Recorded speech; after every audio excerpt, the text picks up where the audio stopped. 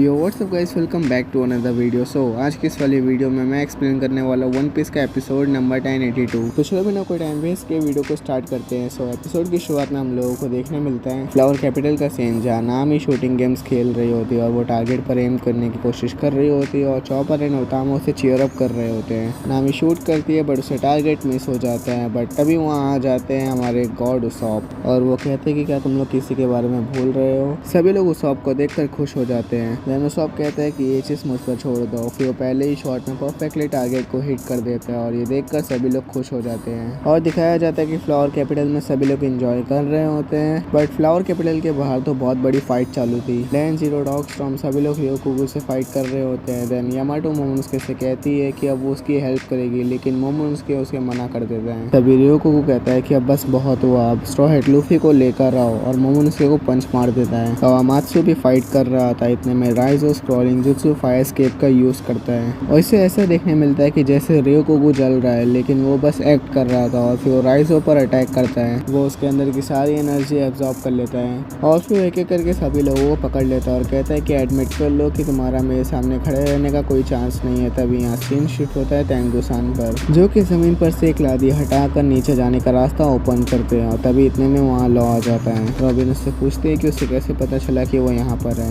Law कहता है कि वो बाकी सबके साथ नहीं थी, इसलिए उसे शक हुआ था। और फिर वो तीनों भी स्टेयर्स से नीचे जाने लगते हैं और तेंगुसान कहते हैं कि मैंने कभी भी काइडो एंड ओरोची को इस रास्ते के बारे में नहीं बताया था, लेकिन लीड परफॉर्मर जैक जो कि एक फिशमैन था, इसलिए उन्हें वो पॉनिग्लिफ के बारे में पता चल गया था। रॉबिन पूछती है कि भला कैसे फिशमैन होने की वजह से उसे पता चला। तेंगुसान कहते हैं कि अच्छा होगा कि तुम खुद देख लो। नीचे आते वक्त एक तरफ से लाइट आ रही होती है। रॉबिन पूछती है कि ये लाइट कहाँ से आ रही है। तेंगुसान कहते हैं कि वहाँ एक ग्लास ब्लॉक लगाया गया है, तुम इसके थ्रू देख सकते हो अगर तुम देखना चाहते हो तो। वैसे भी हम अब बॉटम ऑफ द सी में। फिर रॉबिन एंड लॉ ग्लास से बाहर देखते हैं। रॉबिन कहती है तो लैंड ऑफ वानो है, लेकिन पूरा पानी में डूबा हुआ। तेंगुसान बताते हैं कि ये 800 ईयर्स पहले का लैंड ऑफ वानो है। तो लॉ कहता है कि 800 ईयर्स पहले का तुम्हारा कहने का मतलब क्या है। तेंगुसान कहते हैं कि इसका बस यही मतलब है, उन्हें भी नहीं पता कि ये कैसे हो गया, ये कोई सी वाटर नहीं है, इसीलिए ये अभी भी प्रिजर्व्ड है। एंड फिर तेंगुसान कहते हैं कि मुझे बस इतना पता है कि एक टाइम पर लैंड ऑफ वानो बड़े से माउंटेन जिसका नाम है फुजियामा, उसके बेस पर लोकेटेड था और एक पॉइंट पर वहाँ पूरे में वॉल्स बना दी गई थी, जिसकी वजह से जो रेन वाटर था वो वहाँ पे भरता चला गया और इस वजह से लोग उसे छोड़कर माउंटेन के ऊपर चले गए और एक न्यू कंट्री बिल्ड करी जो कि अभी का लैंड ऑफ वानो है। आगे देखने मिलता है कि वो लोग नीचे पहुंच जाते हैं जहाँ रोड पॉनिग्लिफ रखा हुआ होता है, जिसे देखकर रॉबिन कहती है कि ये तीसरा पॉनिग्लिफ है। अगर हमने एक और पॉनिग्लिफ ढूंढ लिया तो हम लाफ टेल तक पहुंच पाएंगे। देन तेंगुसान बताते हैं कि एंशिएंट वेपन प्लूटोन इसके नीचे है। ये सुनकर रॉबिन एंड लॉ हैरान हो जाते हैं। तो तेंगुसान कहते हैं कि मैंने उसे कभी नहीं देखा, इसलिए मैं तुम्हें भी नहीं दिखा सकता।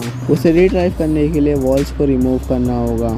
बॉर्डर्स को ओपन करने का मतलब है कि हमें उन डिफेंसिव वॉल्स को डिस्ट्रॉय करना होगा एंड इसी तरह से हम उस एंशिएंट वेपन को अनलिश कर सकते हैं। तो रॉबिन पूछती है कि बॉर्डर्स को ओपन करने का मतलब है कि वेपन को अनलिश करना हुआ, फिर भला ओडिन ये क्यों करना चाहते थे। तेंगुसान कहते हैं कि ये सब वो चीज़ें जो शोगन फैमिली को दिया जाता है, मुझे कोई आइडिया नहीं है कि ओडिन ने बाहर क्या सीखा। तभी देखने मिलता है फ्लावर कैपिटल में अभी भी सब मजे कर रहे होते हैं और फ्लावर कैपिटल के बाहर अभी भी फाइट चालू होती है। रियोकुगु जो कि कह रहा होता है कि तुम्हारा मेरे सामने कोई मैच नहीं है, अगर काइडो यहाँ होता तो मैं यहाँ नहीं आता। काइडो की डोमिनेशन की वजह से यहाँ कोई एनिमीज नहीं आ सकते थे, लेकिन सैडली अब काइडो नहीं रहा। अगर अब तुम समझ गए हो तो स्ट्रॉ हेड लूफी को यहाँ लेकर आओ, उसे खत्म करके मैं यहाँ से चला जाऊंगा। देन यामाटो कहती है कि मोमोनोसुके लूफी और बाकी सबसे हेल्प मांगो, वो लोग इस बेवकूफ से तो नहीं हारने वाले। मोमोनोसुके कहता है कि हम ये नहीं कर सकते और मैं तो तुमसे भी हेल्प नहीं लेना चाहता हूँ। मोनिगाशिमा में इम्प्रिजन थी और अब तुम फाइनली फ्री हुई हो। अभी तक तो मैं लूफी, जोरो एंड बाकी सब पर डिपेंड था, लेकिन अगर हम इस कंट्री में रहेंगे और उन पर डिपेंड रहेंगे जो थोड़े टाइम बाद यहाँ से चले जाएंगे, तो फिर हम आगे चलकर लैंड ऑफ वानो को इन फ्यूचर कैसे प्रोटेक्ट कर पाएंगे।